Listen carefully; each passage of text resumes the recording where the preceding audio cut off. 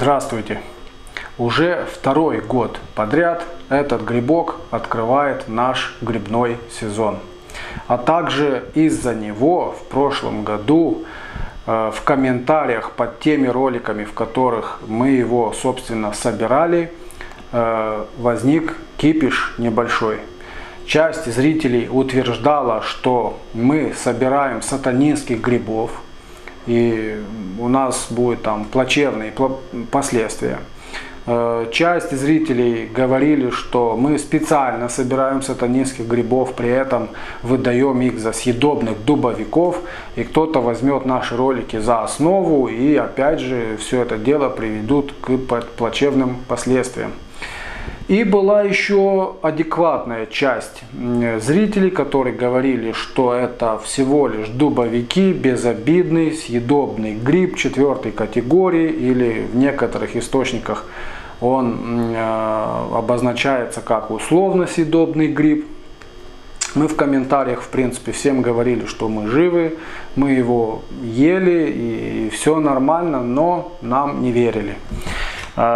Суть сегодняшнего ролика заключается в том, чтобы я переработал эту кучу грибов, поварил ее и, собственно, показал вам, что мы, помимо того, что собираем эти грибы и называем их дубовиками, еще их употребляем в пищу и по-прежнему их называем дубовиками. Ну а как мы не являемся сторонниками коротких роликов, хочу несколько слов рассказать об этих грибах. Наверняка многие из вас эту информацию уже знают. Этот грибок, в принципе, носит такое гордое название, как дубовик оливково-бурый.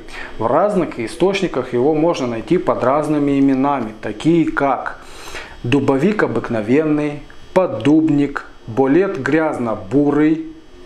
В некоторых регионах России его называют поддубовик. Мы его называем просто дубовик. Встречается он часто под дубом, по букам, под грабом, в тенистых сырых местах. Плодоносит с июня по сентябрь. Дубовик оливково-бурый – хороший гриб. Его варят, жарят, сушат, солят, маринуют. До приготовления свежие грибы необходимо 10-15 минут проварить. После чего отвар выливают.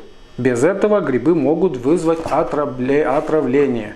Все-таки этот гриб в сыром виде представляет некую опасность для нашего организма.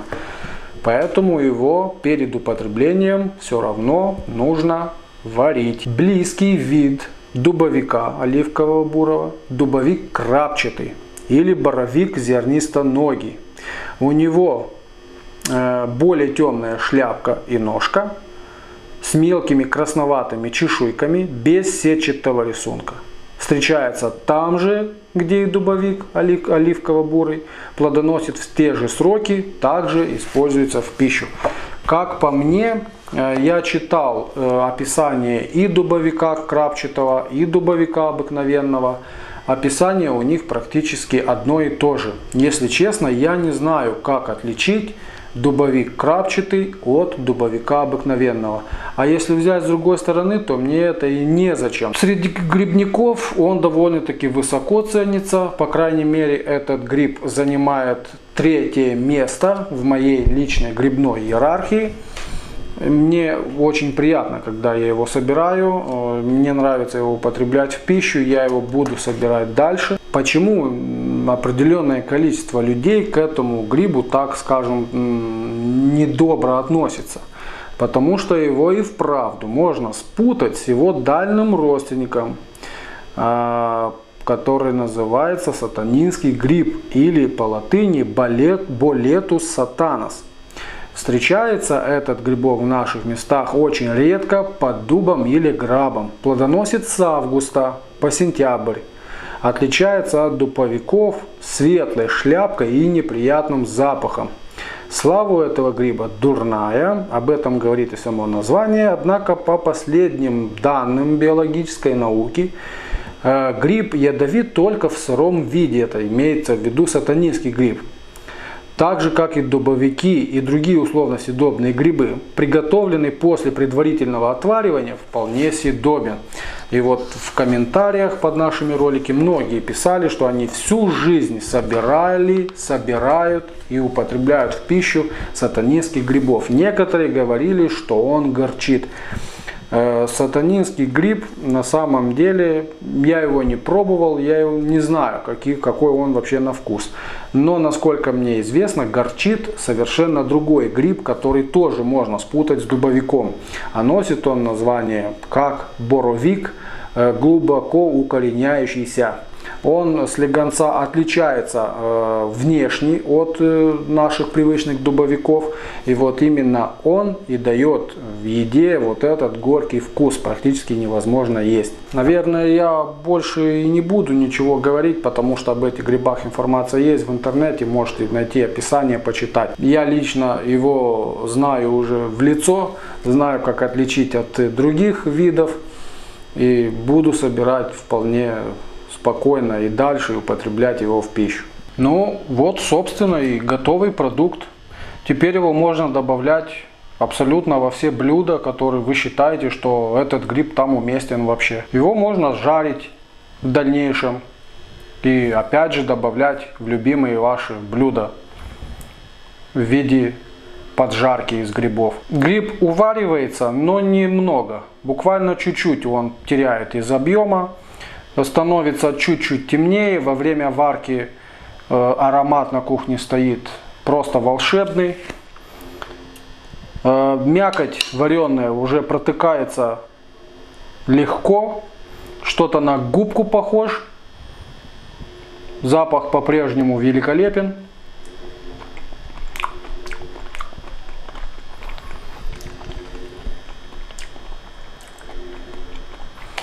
Вкус от запаха немного отличается. У некоторых грибов в запахе присутствуют некоторые ароматы, которые во вкусе они не чувствуются или вкус совершенно разный.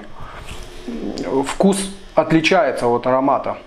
А здесь что аромат, что и вкус практически в одной колее. В комментариях многие говорили, что гриб горчит и так далее. Никакой горечи абсолютно нет. Я бы сказал, что даже чуть-чуть сладости есть.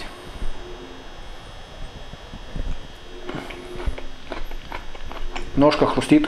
В общем-то, вкусный гриб, съедобный.